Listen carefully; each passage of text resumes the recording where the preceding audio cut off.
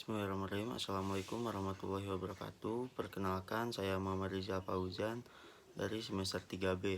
Di sini saya akan mereview ulang kembali materi hukum pidana lanjutan yang telah disampaikan oleh Ibu Profesor Dr. Hajah Heni Nuraini SHMH beserta asisten dosennya yaitu Bapak Dr. M. Rendi Aridhayandi SHMH. Unsur-unsur percobaan. Yang pertama adanya niat, yang kedua adanya permulaan pelaksanaan, yang ketiga pelaksanaan tidak selesai bukan karena kehendak sendiri. Yang pertama adanya niat. Niat merupakan sikap batin dari pelaku yang tidak bisa terlihat secara nyata. Niat dapat dilihat secara ada permulaan pelaksanaan. Niat di sini harus berupa niat yang jahat, yang berbeda dengan kesengajaan. Niat masih berada dalam sikap batin, sedangkan kesengajaan sudah nampak. Jadi niat merupakan persiapan permulaan dari suatu perbuatan. 2. Permulaan pelaksanaan. Terdapat perbedaan pendapat antara perbuatan persiapan dengan permulaan pelaksanaan. Terhadap hal ini, ada Ares Hug Rad atau putusan MA Negeri Belanda tahun 1934 mengenai pembakaran di Eindhoven. Kasusnya adalah si A dituduh hendak membakar rumah si B dengan persetujuan si B. Pada malam yang telah ditentukan, si A masuk ke rumah si B dengan menaruh barang-barang yang mudah terbakar di tiap kamar, yang kemudian dihubungkan dengan sumbu satu sama lainnya, yang kemudian dihubungkan pada kompor gas yang akan mengeluarkan api jika ditembakkan. Penarik pistol yang dikaitkan dengan tali dan melalui jendela ujungnya digantung di luar rumah. Barang-barang itu disiram bensin dengan maksud apabila tali kompor ditarik maka barang-barang akan cepat terbakar dan merembet ke seluruh rumah. Setelah pemasangan tali kompor selesai, si A mengeluarkan barang-barang lain yang tidak disiram bensin. Sementara itu, karena tertarik bau bensin yang menyengat, orang-orang yang lewat di depan rumah menjadi ribut, sehingga si A tidak menyelesaikan maksudnya untuk membakar rumah karena keburu banyak orang.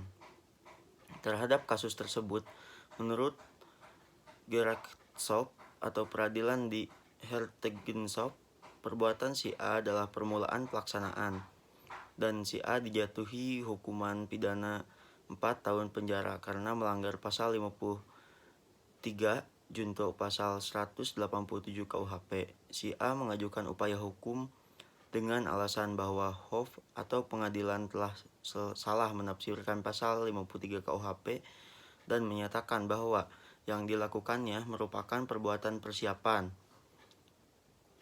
Jaksa Agung Muda Besir menyampaikan perbuatan si A adalah perbuatan persiapan karena belum merupakan perbuatan yang sangat perlu untuk pembakaran rumah yang telah diniatkan dan tidak langsung berhubungan dengan kejahatan yang dituju.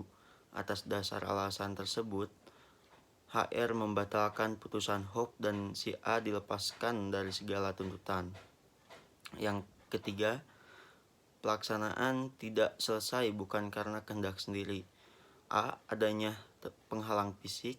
Misalnya, tidak matinya orang ditembak karena tangannya disentakkan orang lain sehingga tangannya menyimpang atau pistolnya terlepas, atau alat yang digunakan macet atau rusak. B. Akan adanya penghalang fisik. Misalnya takut segera ditangkap karena gerak-geriknya untuk mencuri telah diketahui orang lain. C. Adanya penghalang yang disebabkan faktor atau keadaan khusus pada objek yang menjadi sasaran. Misalnya, daya tahan orang yang ditembak begitu kuat sehingga tidak mati, atau barang yang akan dicuri terlalu berat walaupun pencuri telah berusaha mengangkatnya sekuat tenaga.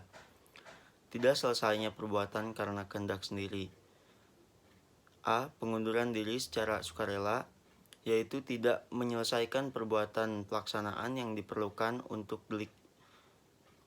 B. Tindakan penyelesaian, yaitu meskipun perbuatan pelaksanaan sudah diselesaikan tetapi dengan sukarela menghalau timbulnya akibat mutlak untuk delik tersebut. Misalnya, orang yang memberikan racun pada minuman korban tetapi kemudian segera memberikan obat penawar racun sehingga korban tidak jadi meninggal. Alasan MPT menyantumkan unsur ketiga dalam pasal 53 KUHP adalah: yang pertama, untuk menjamin agar orang yang mengundurkan diri secara sukarela dalam melakukan kejahatan tidak dipidana. Yang kedua, pertimbangan utilitas atau kemanfaatan yang diharapkan dapat menjadi usaha pencegahan atau preventif dengan adanya jaminan tidak dipidana. Maka orang yang telah mulai melakukan kejahatan diharapkan akan mengurungkan perbuatannya. Atas dasar alasan MPT tersebut, ada pendapat bahwa dapat dijadikan alasan penghapus pidana yang diformilkan, alasan pemaaf, alasan penghapus penuntutan. D. Percobaan mampu dan tidak mampu. Percobaan tidak mampu muncul apabila perbuatan pelaksanaan telah dilakukan tetapi delik yang dituju tidak selesai atau akibat yang terlarang menurut undang-undang tidak timbul. Tidak timbulnya akibat yang dilarang dapat disebabkan tidak mampunya objek. Perbedaan percobaan mampu dan tidak mampu hanya ada pada percobaan objektif, yaitu memiliki beratkan pada sifat berbahayanya perbuatan. Sedangkan menurut teori subjektif tidak mengenal perbuatan tersebut, melainkan menitik beratkan pada sifat berbahayanya sikap batin atau watak pelaku tindak pidana.